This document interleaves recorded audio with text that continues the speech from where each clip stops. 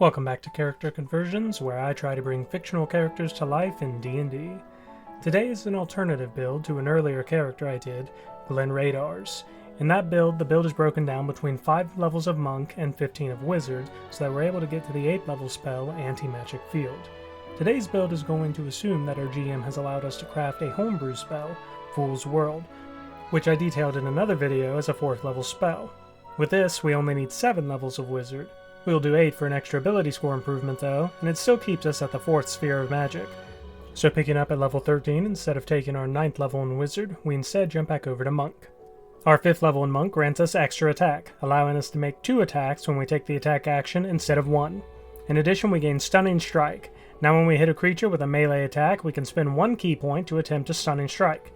The target must succeed on a con save or be stunned until the end of our next turn.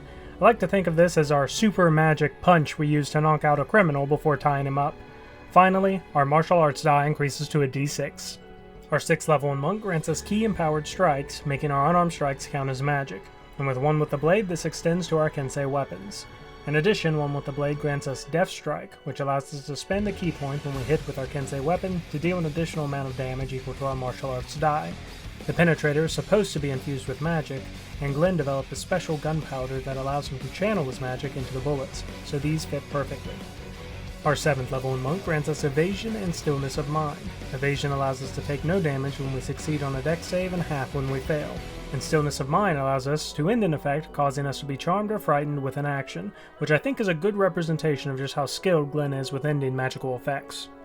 16th level and our 8th level in Monk is an ability score improvement. We'll increase our Wisdom by +2, raising it to a 16. 9th level Monks gain an improvement to their unarmored movement. We're now able to move along vertical surfaces and across liquids on our turn without falling during the movement. With our 10th level in Monk we gain Purity of Body, making us immune to both poison and disease. 11th level Kensei gains Sharpen the Blade. Now as a bonus action we can expend up to 3 ki to grant 1 Kensei weapon an equal enhancement bonus.